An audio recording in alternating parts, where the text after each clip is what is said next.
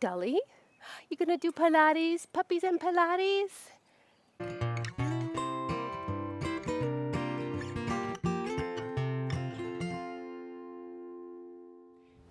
Hey, Sarah here, just reminding you to press subscribe and Hey, welcome back. This is Sarah from Sarah Kitterman Pilates, and my dog Dolly will be maybe joining us today. This is going to be the second video in my Pilates for Kids series.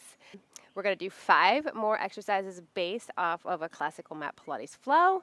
These exercises are great for your kids if they're getting into athletics and you want to make sure they get stronger core control, help injury prevention, also increase flexibility. They're also great for you and your kids if you're just needing a little more movement in your life and you don't really know where to start. Dolly, go get the ball. So here we go. We're going to kind of start where we left off, lying on our back. We've got that bent knee, basic position, fist width between our legs. We're going to start with a variation of the double leg bent. So on this one, it's going to be super important that that natural curve we had in our spine for all the exercises last time, we're going to tuck our tailbone and glue every little bone of your spine down, okay? And then when we do that, we're going to float, yes, we're going to float these legs to a tabletop. I point my toes here because I'm a dancer, but you can shake out your feet. You don't have to point your toes there. We're going to take our hands, and I want you to really push those thighs into your hands here. So we, again, feel that leg and lower abdominal connection. So push your thighs into your hands, resist with your hands, and then we're going to stretch the legs. Super simple if you're just starting to straighten the legs to the sky. We're going to push the thighs into the hands again. If you need a little more challenge, go on a little diagonal here. Push, and then as you get stronger and stronger and you're able to keep the spine down, we're going to go out lower and lower. What we don't want to happen is as we stretch the legs out, we don't want to go whoop in our tailbone. Keep that tailbone tucked. Like a little doggy in trouble, keep that tailbone tucked under. All right, so that's our double leg stretch with bent knees. Legs. Similar, but we'll start with our legs up here. Again, maybe arch your spine the wrong way, then tuck that tailbone. See how my legs come up a little more. We're going to, again, let's flex the feet for this one. Push those thighs into your hands, and then stretch those legs away. Push in again. We're only going as far as you can keep that seatbelt buckled over those abs.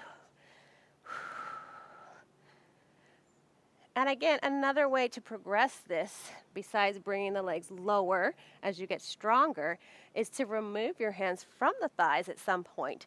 Take your fingertips behind your head and get that little tuck where we have the golf ball under our chin, right, as we do this. And we'll bring the legs down. All right. From there, we're going to go into something called the crisscross. So you should have felt a lot of work going on front of your tummy. Now we're going to add in our side abdominal tummy muscles. So this one, back to our basic position, we got to find what's called a 90-degree bend or tabletop position. Yes, we just did that with both legs a second ago. But now we're going to do one at a time, kind of like a march here. And a good little trick to find that is to take the heel of your hand on that top part of your hip, and then as you bring your leg up, as soon as it matches with that palm, that's your 90 degrees right there, okay? Nice, all right. So that's our lower body work. Upper body. Okay, Dolly, this is a puppy and Pilates video, I guess, today. Fingertips behind your head. Let me teach you the chest lift really quick. So there's 2 parts to crisscross. We have the lower legs, right? Upper body, fingertips are behind my head. And pretend I have that golf ball. You're going to tuck and hug the golf ball, okay? But again, I want energy. I want the head to press into the hands and the hands into the head, just like we had that nice connection in our single leg stretch from the first class, okay? So when you press the head into the hands, you should notice that you don't have as much strain in the neck, all right? So that's where we are here. And then we're just going to kind of reach one elbow across, so I'm on one shoulder blade or wing, and then the other side, and we come back to the center. Now we can keep it up. If that gets a little tricky, we'll just bring it back down and up All right, now we're going to put these two together to make the crisscross happen. Okay, Dolly. Crisscross with dog Pilates. Here we go. Exhale up with, if you're bringing your head up, we're going to take left knee and right elbow, really reach across, come to the center, reach the other way. We can take this head down. You can even leave the head down and just kind of roll to one side of your shoulder blade and then the other, if that's enough for you to begin with. Especially if the coordination of right leg, left elbow, and another way is hard. Or keep it up. And again, energy head to hands to head.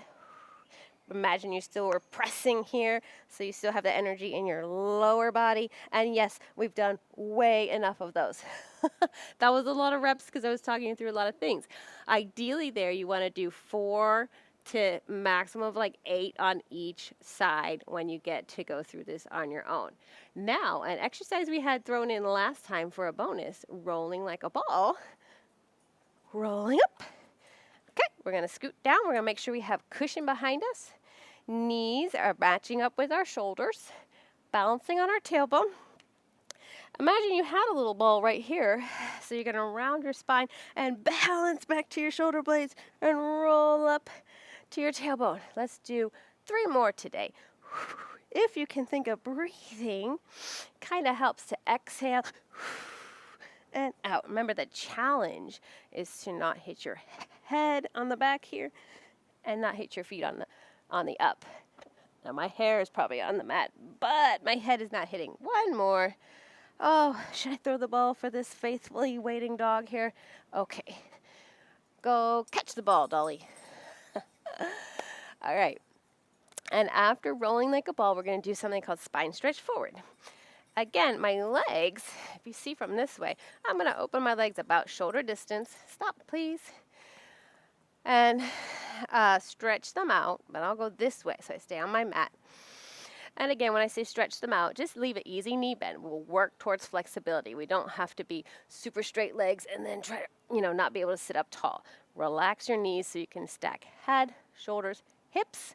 We'll pretend we had a beach ball here underneath our hands, and we're going to exhale and press all the air out of the beach ball, rounding our spine, and then rolling up. Another way to do this, if you don't like your floating hands, is just to let them slide down to the toes and roll back up. Or even kind of ride in between your legs. Slide out. You could even roll a ball if you have a ball with you. Like, I don't know, a tennis ball, but this one's really gross. I'm going to roll it out there, roll it up, and then I'm going to throw it. All right. And that is actually 5 more, the second 5 exercises in our set of Kids Pilates based off of classical Mat Pilates. I have 1 more bonus for you. First class's bonus was rolling like a ball. This class's bonus is going to be something called open leg rocker, okay? So again, it's a rolling one. I know the rolling ones are a fun way to strengthen your core. So like rolling like a ball, we're going to start on tailbone near the end of our mat. Okay, stop, Dolly. We're going to try to balance, but we're going to have our knees separated, and we're not, last time, right, we were here, right? So here, this is our number 1 place with knees bent. If you have really tight hamstrings, we're just going to roll back to the shoulder blades and try to balance. So again, idea not to slam your head into the ground and not to lose your balance at the top, which that's where your core strength will come from. So if you can't stop at the top and balance yet, that's okay. That's the challenge you're working to achieve. And then as your flexibility increases with practice, you can stretch these legs more, and that becomes even trickier. And then eventually you're going to hold the legs out here. When you move to holding the legs, we'll make sure those arms are nice and strong so you get feedback to your shoulders. And that is a open leg rocker bonus. What do you think, Dolly?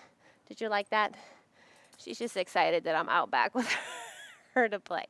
So again, thank you for watching. Like, subscribe, comment any ideas you have if you'd like to see more Kids Pilates, or if you want to see puppies and Pilates. now that I have a puppy, if you want to join me for a class with dogs and Pilates, let me know. Bye. Woo, good little workout, Dolly. All right.